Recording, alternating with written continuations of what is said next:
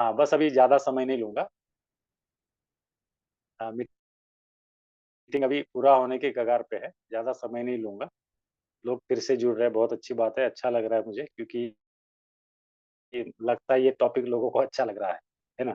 17 लोग फिर से जुड़ चुके हैं, देखते हैं और कितने जुड़ते हैं। गुड।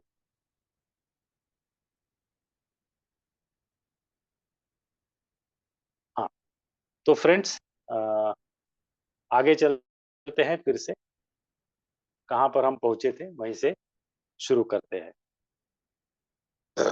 तो फिर से एक बार रिमाइंड करना चाहता हूँ, शून्य ध्यान ज़रूरी है, ऊर्जा बचाना सीखिए। हमारी ऊर्जा बहुत बर्बाद करते हैं हम और ये पैसा लॉस हुआ तो एक टाइम चलेगा, लेकिन जीवन की ऊर्जा लॉस हुई तो बहुत खतरनाक है। तो इसीलिए ध्यान हमें जब करने लगेंगे तो ऊर्जा अपने आप बचने आपको करने की कुछ ऊर्जा बचाने के लिए कुछ करने की ज़रूरत नहीं है। आप शून्य ध्यान करना लग जाओगे, तो सही गलत आपको समझ में आने लगेगा, दिखने लगेगा। तो गलत जगह आप जाओगे ही नहीं, गलत काम करोगे ही नहीं, गलत जगह ऊर्जा लगाओगे नहीं।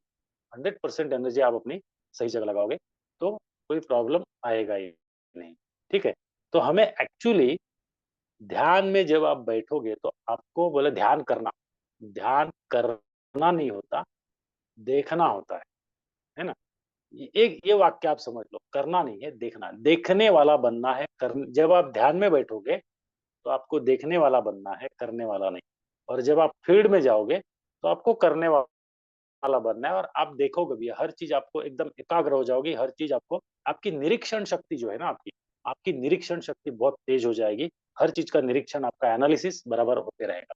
तो आगे चलते हैं दोस्तों, 18 लोग जुड़े हैं, बहुत बढ़िया। गुड, शायद टॉपिक लोगों को पसंद आ गया है।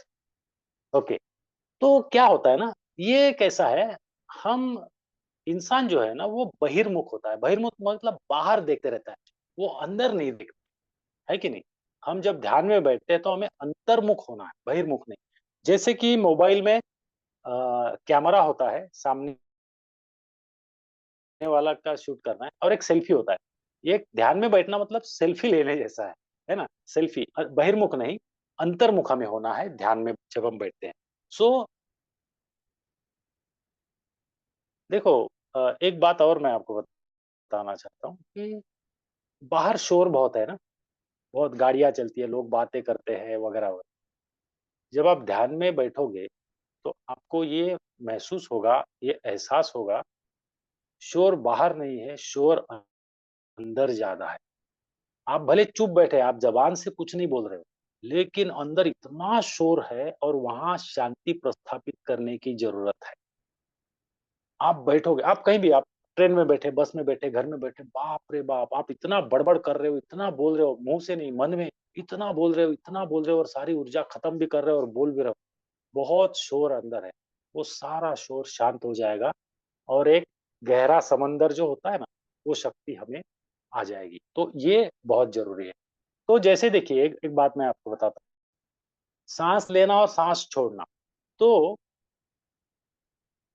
साँस लेना, साँस छोड़ना, मतलब साँस के साथ रहना ना हमें।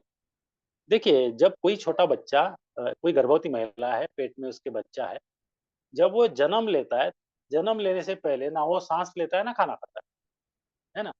उसको माँ से ही सब कुछ मिल जाता है, लेकिन उसका जन्म होने के बाद डॉक्टर उसकी जो वो कॉर्ड है, वो काट देता है और उसकी साँस फूलने लगती है क्योंकि उसने साँस कभी ली नहीं।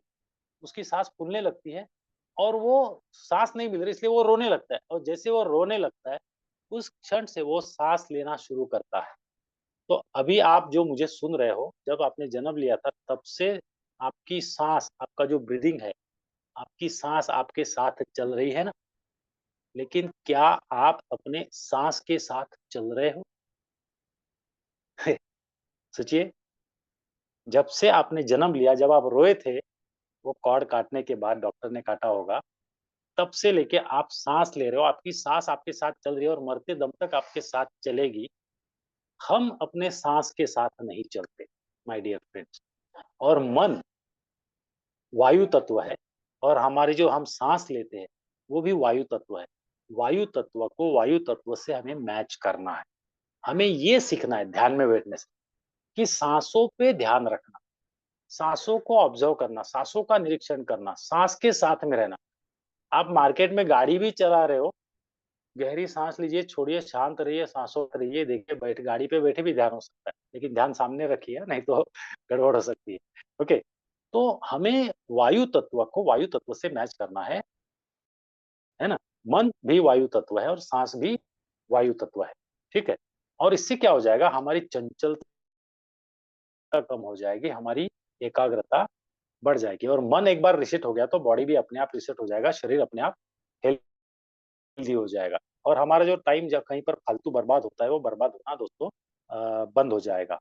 तो ये सारे बेनिफिट और देखिए माइक्रो ब्लड सर्कुलेशन बॉडी में होता है, क्योंकि जब आप सोचते हो ना, ऐसा बोलते हैं कि अ मैं शायद भूल गया लेकिन 80% ऑक्सीजन तो हमारा ब्रेन खा जाता है। हम जितनी साँस लेके शरीर में जितना प्राणवायु जितना ऑक्सीजन भरते हैं ना, तो हमारा ब्रेन तो 80% 70 से 80% प्राणवायु ऑक्सीजन तो दिमाग खा जाता है। क्योंकि दिमाग से हम सोचते रहते हैं। लेकिन जब हम सोचना बंद करते हैं या बिल्कुल कम सोचते हैं, तो हमारे दिमाग को उतनी ऑक्सीजन की ज़रूरत नहीं पड़ती।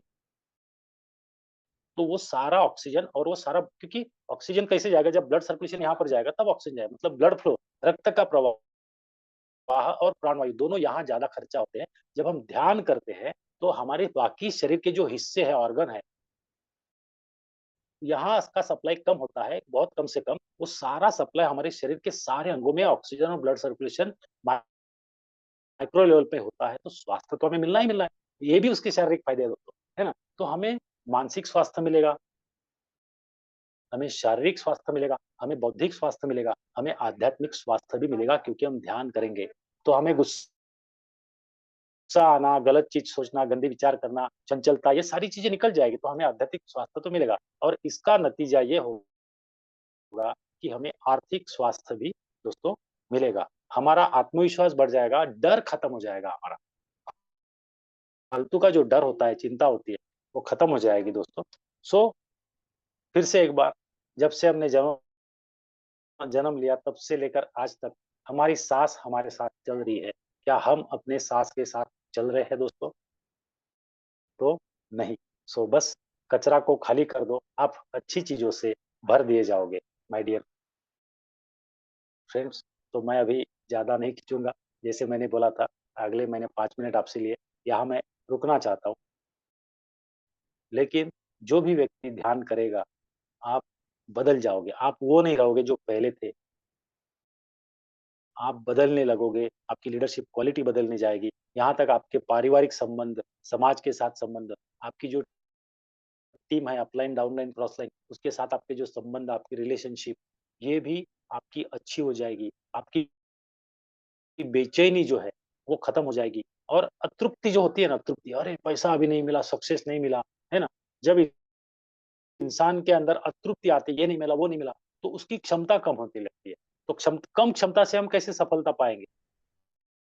तो ये अतृप्ति जो है ना, बेचैनी ये कम हो जाएगी, खत्म हो जाएगी, तो अतृप्ति नहीं रहेगी, आप तृप्त रहोगे, सक्षम बन के आप काम करोगे मार्केट में, तो आपको सफलता तो मिलनी ही मिलनी है।